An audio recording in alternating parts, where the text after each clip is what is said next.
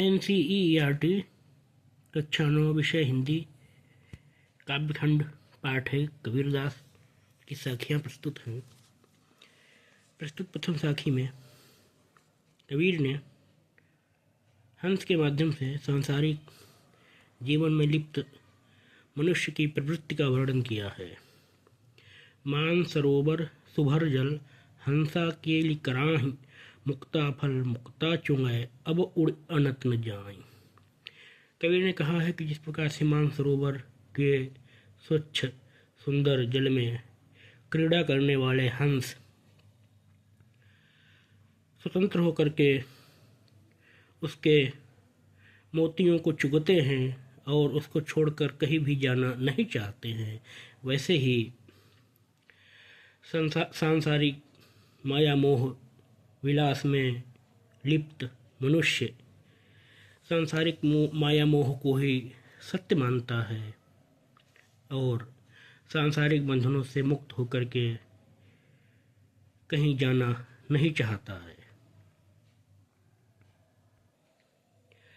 प्रेमी ढूंढत मैं फिरो प्रेमी मिले न कोई प्रेमी को प्रेमी मिले सब विष अमृत होय। प्रस्तुत की साखी में कबीर ने यह स्पष्ट किया है कि उनको इस संसार में सच्चा प्रेम करने वाला, ईश्वर की सच्ची भक्ति करने वाला व्यक्ति नहीं दिखा है, नहीं मिला है। उन्होंने कहा है कि प्रेमी ढूंढत मैं फिरो, मैं एक सच्चे प्रेमी को ढूंढ रहा हूँ जो ईश्वर से सच्चा प्रेम करता हो। प्रेमी मिले न कोई, परंतु मुझको कोई भी ऐसा सच्चा प्रेमी, ऐसा सच्चा भक्त नहीं मिला है। प्रेमी को प्रेमी मिले सब विष अमृत होय। परंतु जब सच्चे प्रेमी अर्थात भक्त को दूसरा प्रेमी अर्थात ईश्वर को इसलिए प्रेमी कहा है क्योंकि जैसे भक्त अपने ईश्वर से अनुराग करता है, वैसे भगवान भी अपने भक्त से अनुराग करते हैं, स्नेह करते हैं। प्रेमी को प्रेमी मिले, जब भक्त को ईश्वर मिल जाता है सब विष अमृत हो, तब मानो उसके द्वारा भोगे गए सभी कष्ट रूपी विष अमृत बन जाते हैं। हस्ती चढ़िए ज्ञान को सहज दुलीचा डारी स्वान रूप संसार है भूकन दे झकमार। कबीर ने कहा है कि हे मनुष्यों, आप लोग सहज मार्ग का अनुकरण करते हुए ज्ञान रूपी हाथी की सवारी करिए, अर्थात ज्ञान को प्राप्त करने को महत्व दीजिए। ज्ञान प्राप्त हस्ती चढ़िए ज्ञान को सहज दुलीचा डारी स्वर्ण रूप संसार है भूकन दे झकमारी।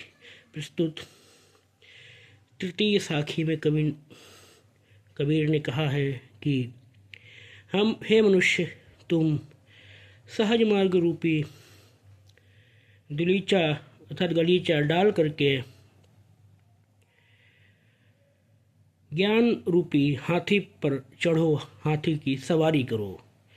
यह संसार तो कुत्ते के जैसा है और यदि यह कुछ कहता है तो उसको कुत्ते के समान यदि व्यर्थ में भौंकता है तो इसको भौंकने दो, तुम अपने उद्देश्य से विमुख मत हो। पखा पखी के कार नय सब जग रहा भुलान निरपख होय के हरि भजय सोय संत सुजान। प्रस्तुत चतुर्थ साखी में कबीर ने कहा है कि पखा पखी अर्थात पक्ष विपक्ष इत्यादि के कारण से यह संपूर्ण जगत ईश्वर को भुलाए बैठा है, ब्रह्म को भुलाए हुए है। निरपख होय के हरि भजय, हे सज्जन, तुम निष्पक्ष होकर के एकमात्र निराकार ब्रह्म का भजन करो, सोई संत सुजान। और ऐसा ही संत व्यक्ति श्रेष्ठ होता है जो संप्रदायवाद से मुक्त होकर के एकमात्र परमेश्वर की ही वंदना करता है।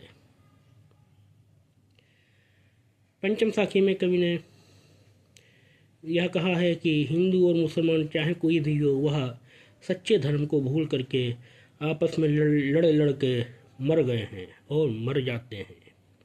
हिंदू मुआ राम कही, राम का नाम रटते रटते हिंदू मर गया। मुसलमान खुदा या खुदा का नाम रटते रटते मुसलमान मर गया। कहे कबीर सो जीवता जो दुह के निकट न जाई। कबीर ने कहा है कि वही व्यक्ति जीवित रहता है जो इन दोनों से अर्थात ऐसी सांप्रदायिक भावनाओं से मुक्त रहता है। काबा फिर काशी भया, राम ही भया रहीम, मोट चून मैदा भया, बैठ कबीरा जीम। कबीर ने कहा है कि काबा प्रस्तुत षष्ठम का साखी में कबीर ने अपने सांप्रदायिक सद्भाव को प्रकट किया है। उन्होंने कहा है काबा फिर काशी भया। उन्होंने कहा मुसलमानों का पवित्र स्थान काबा मानो काशी हो गया है, हिंदुओं का पवित्र स्थान काशी हो गया है। राम ही भया रहीम, और राम रहीम बन गया है। मोट चून मैदा भया, मोटा चूना अब मैदे के रूप में परिवर्तित हो गया है।